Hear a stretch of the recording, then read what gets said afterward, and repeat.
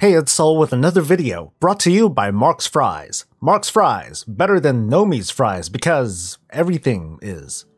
What are Warfronts? You've seen the footage, a few screenshots and bullet points, the transmog, the oh so precious transmog. But really, what are they?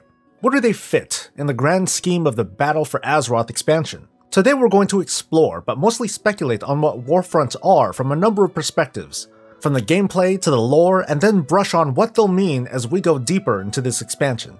Now this video is based on information we've received about Warfronts, which is almost kind of zero. Don't expect to learn anything new if you've been keeping up with the news, but let's have some fun with some speculation and discussion. And let's get started. Warfronts are, at the moment, a PvE co-op mode that pits a team of players from your faction against an AI team from the opposite faction.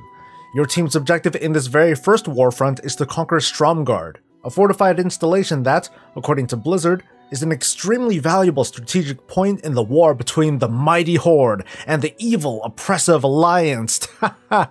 You all know I'm for the Swarm, okay?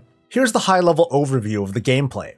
You and your team of 20 hit the ground running and have to build and protect your base, as well as spearhead the assault on Stromgarde, which is held by the opposite faction. Players will obtain resources and turn them in for the construction of buildings and upgrades, which will spit out troops. You will then help them push into the enemy-held base, take it over, and then ta-da! You may now collect loot or unsubscribe from the game. It's planned that there will be some dynamic elements to how a Warfront game is handled. For example, in each Warfront will be a commander, and based on whoever that is, the strategy will change. One commander might focus on creating siege engines, while another focuses on, air superiority, while another still might use Twitter bots to disrupt the government.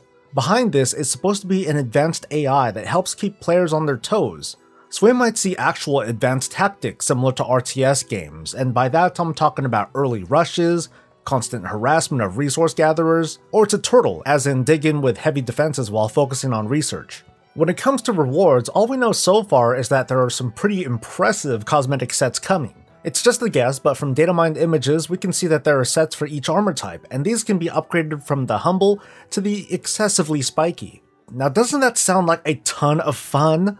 No really, does it? My initial impression of the gameplay isn't all that great at the moment, and I draw this from what I recall in other gameplay modes like Ashran and Garrison Invasion events. The AI sucked, or to be more precise, it was non-existent.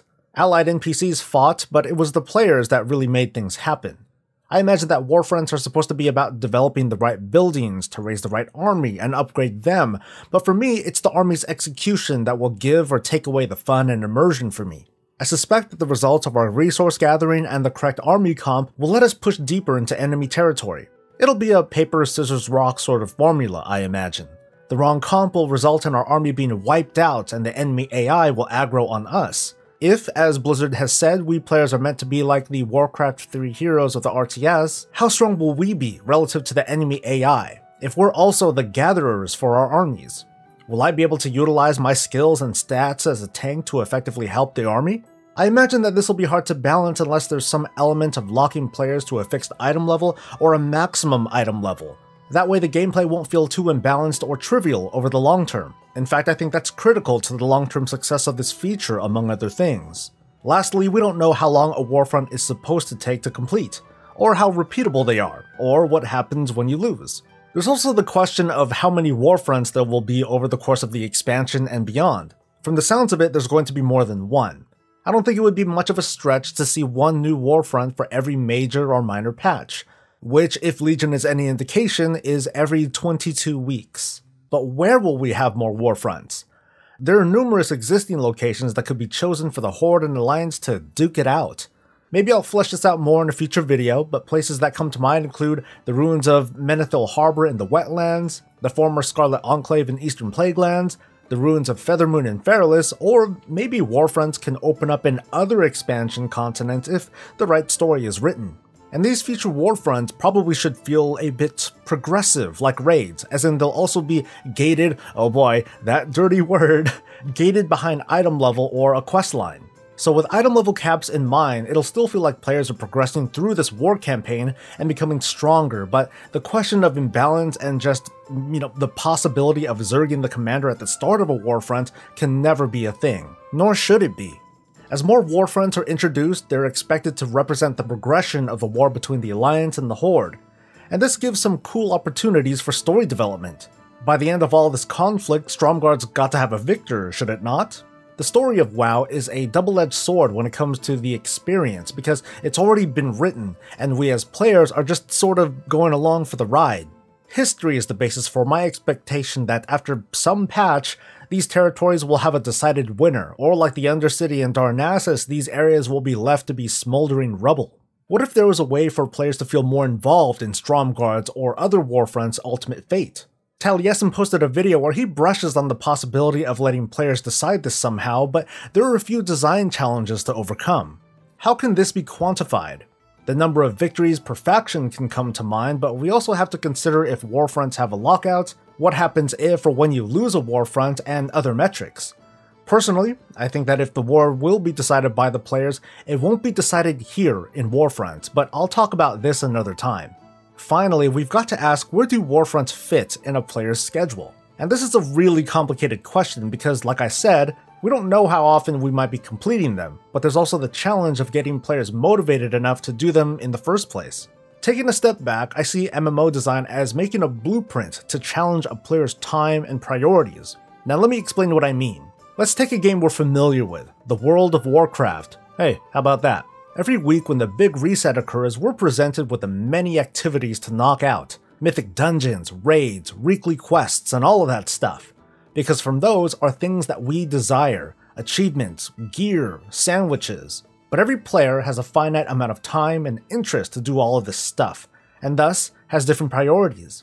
Maybe I only log in only for raid nights. Maybe I want to binge on my alt and do everything that I can, but that leaves my other characters to languish for the rest of the week. Maybe I'm a no-life basement cuck, and I'm pushing my limits to do absolutely everything I can do, and sleep is for the weak. All of these activities offer some sort of fulfillment or reward at the end, and that value is one of your deciding. So here's the question again, where might Warfronts fit in a player's schedule, your schedule? Between the raids and the arenas and the daily and weekly activities, Warfronts will need to have a reasonable opportunity cost, which here means it's got to be worth our time because maybe we'd rather be doing something else. It's got to be long enough for players to come away from it feeling like they just completed an epic battle. But they also need to be brief enough to not interfere with too many other activities and not feel like a total drag, with the full knowledge that everything repetitive, which is like everything in an MMO, eventually does become a total drag. But Warfronts aren't even the only new activity to come in Battle for Azeroth. There are also island expeditions, which I'm not going to get into here, but these are supposed to offer varying challenge and at the very least Azerite rewards. The way I see island expeditions are the same way that I looked at queuable scenarios back in Mist of Pandaria, which for shaky reasons didn't make a reappearance for the next two expansions. I suspect that one reason why is because queuable scenarios failed the opportunity cost tests when you consider the other activities at the time, with the usual raids and dungeons and dailies and farming. Come Biffle, we'll still have those raids and dungeons, the weekly brawls and world quests, arenas and Mythic Plus dungeons, island expeditions, and Warfronts. It's only a small concern, but I'm a little bit worried that after the early excitement of Warfronts, it might be a bit tougher to find or queue for a group because they just take a bit too long, or the rewards just aren't worth the trouble. There's mostly nothing wrong with having so many choices. WoW is hailed as a pretty robust theme park MMO with a little something for everyone. But the question remains as to where Warfronts will fit in the PvE side of the game. So here's some closing thoughts. What do I think? My impression of Warfronts is that they do a great job of bringing the faction conflict to the forefront. I'm a bit skeptical on the gameplay, but I'm going to withhold judgment until I can sink my teeth into this thing. It's got the potential to be a big story driver and give players the chance to exercise their faction pride when it was more limited to PvP. The rewards so far look pretty neat, but if that's all there is, that might not be enough to encourage players to sign up again and again. So I'll try them. If there's a chance to test them before launch, I'll revisit this topic and give you an update. Until then, I'd love to hear what you think about Warfronts so far, the good, the bad, and the potential. Thanks for your time, and if you enjoyed yourself, please like this video and subscribe for more of this and all things Warcraft. I'll see you in the next video. Until then, stay safe, stay happy, and stay breezy.